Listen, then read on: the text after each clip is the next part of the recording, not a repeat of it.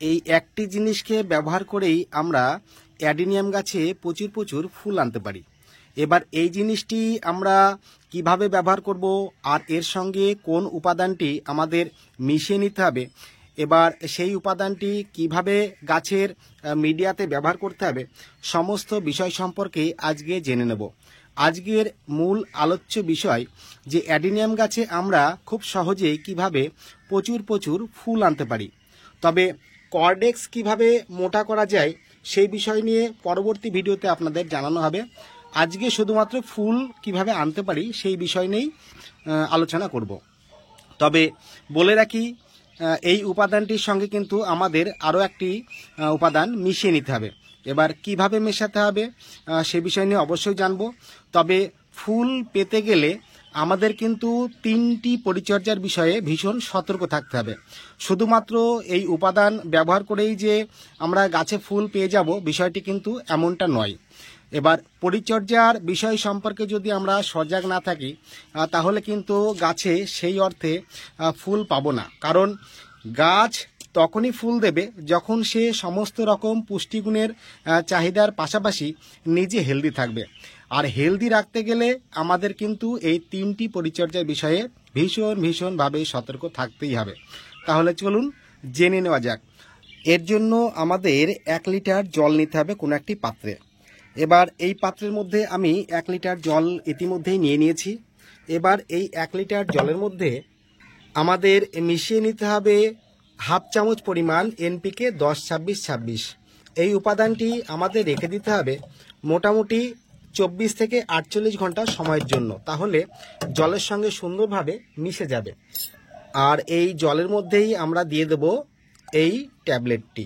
এবার কিছু সময় পরেই দেখা যাবে যে এই সমস্ত উপাদান আস্তে আস্তে জলের সঙ্গে মিশতে শুরু করবে। যাই হোক, এই অবস্থায় আমরা রেখে দেব 24 থেকে 48 ঘন্টা সময় কোনো একটি ছায়া জায়গাতে।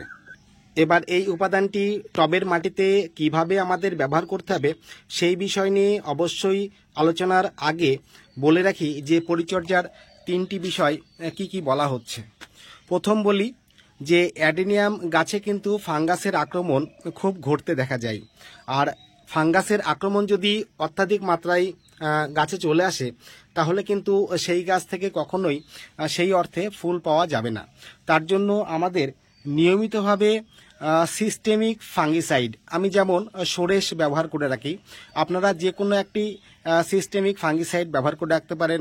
যদি সিস্টেমিক ফাঙ্গিসাইড আপনার কাছে না থেকে থাকে সেই ক্ষেত্রে যে কোনো একটি কন্ট্যাক্ট ফাঙ্গিসাইড গাছে স্প্রে করে রাখবেন। এবার বলে রাখি যে এই ফাঙ্গিসাইড আমরা যখন ব্যবহার করছি তখন যদি কন্ট্যাক্ট ফাঙ্গিসাইড হয় তাহলে 1 লিটার জলে 2 থেকে 2.5 গ্রাম মিশিয়ে নিই।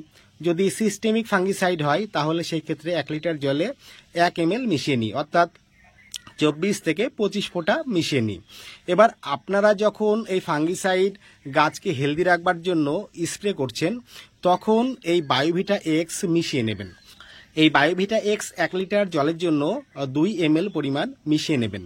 এইভাবে 2টি উপাদানকে যদি মিশিয়ে নিয়ে আমরা পরন্ত বেলায় গাছে স্প্রে করে রাখতে পারি সপ্তাহে 1 দিন বা 10 দিন অন্তর 1 দিন, তাহলে দেখবেন আপনার গাছে ফাঙ্গাস আক্রমণ করবে না, কর্ডেক্সে কখনো পচন ধরবে না, গাছ হেলদি থাকবে, ফুলগুলি কখনো দেখবেন হলুদ হয়ে বা শুকিয়ে যাওয়ার মতো অবস্থা বা কালো হয়ে যাওয়ার মতো অবস্থা হবে না।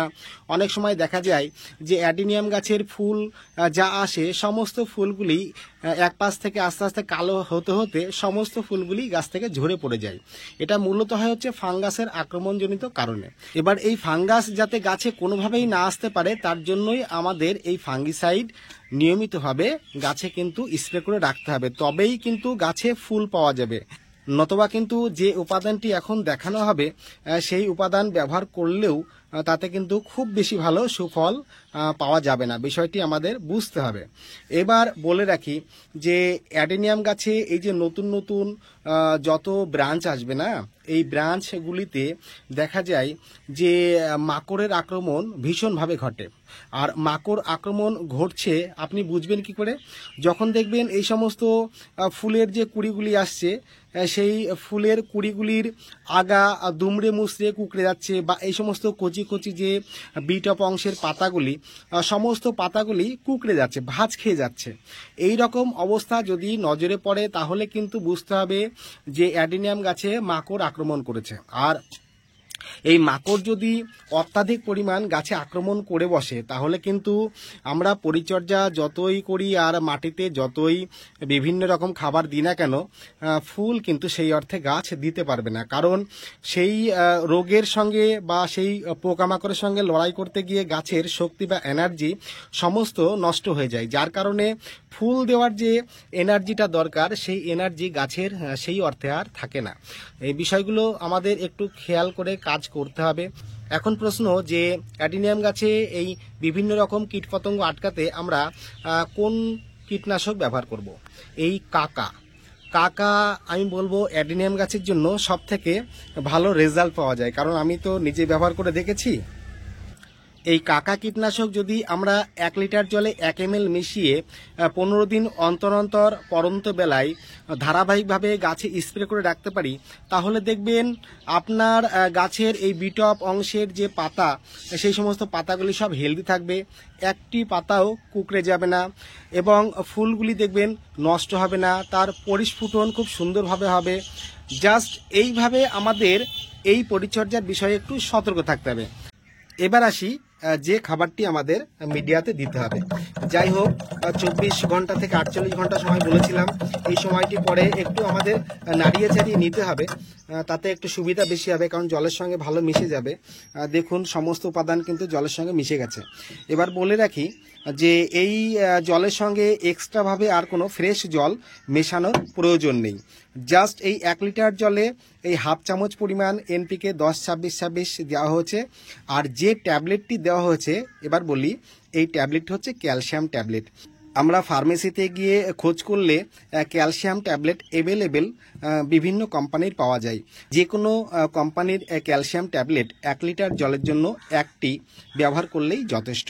এবার এই জলটিকে একটু নাড়িয়ে চাড়িয়ে নিয়ে আমরা মিডিয়াতে মোটামুটি খুব সামান্য পরিমাণ, অর্থাৎ 100 থেকে 150 ml পরিমাণ, বা যদি বড় টব হয় সেক্ষেত্রে আপনি 200 ml পরিমাণ মিডিয়াতে ব্যবহার করবেন। এখন প্রশ্ন করতেই পারেন যে ক্যালসিয়াম গাছে কিভাবে ফুল আনতে সাহায্য করবে। দেখুন, গাছে যদি সঠিকভাবে ক্যালসিয়াম উপাদানটি মাটি থেকে পায়, তাহলে এই যে গাছের মধ্যে থাকা যে ক্যাম্বিয়াম, সেই ক্যাম্বিয়ামকে ভীষণভাবে সক্রিয় করে তোলে। আর ক্যাম্বিয়াম যে গাছের ক্ষেত্রে যত সক্রিয় হবে, সেই গাছের পাতা হবে তত সবুজ, এবং গাছ ভেতর থেকে তত শক্তিশালী হয়ে উঠবে, জল শোষণ ক্ষমতা বৃদ্ধি পাবে, মূলের গ্রোথ সঠিকভাবে হবে। এর ভেতরে যে জাইলেম বাহিকা এবং ফ্লোয়েম বাহিকা রয়েছে, তাদের জলের আদান প্রদান এবং খাদ্য উপাদানের সরবরাহ ক্ষমতা অনেক অনেক বৃদ্ধি পাবে। আর এই সমস্ত কাজগুলি যে সমস্ত গাছের ক্ষেত্রে সঠিকভাবে হবে, সেই সমস্ত গাছে খুব সহজেই এই রকম প্রচুর প্রচুর ফুল সহ ফুলের কুড়ি পাওয়া যাবে। আর এনপিকের সম্পর্কে একটু বলি, কারণ নাইট্রোজেন, ফসফরাস এবং পটাশিয়াম এই 3টি উপাদান হচ্ছে গাছের জন্য সবথেকে অপরিহার্য মৌল। তবে এর মধ্যে ফুল আনতে সাহায্য করে মূলত পটাশিয়াম।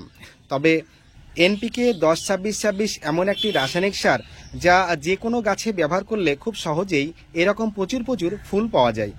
কদিন ব্যবহার করবেন?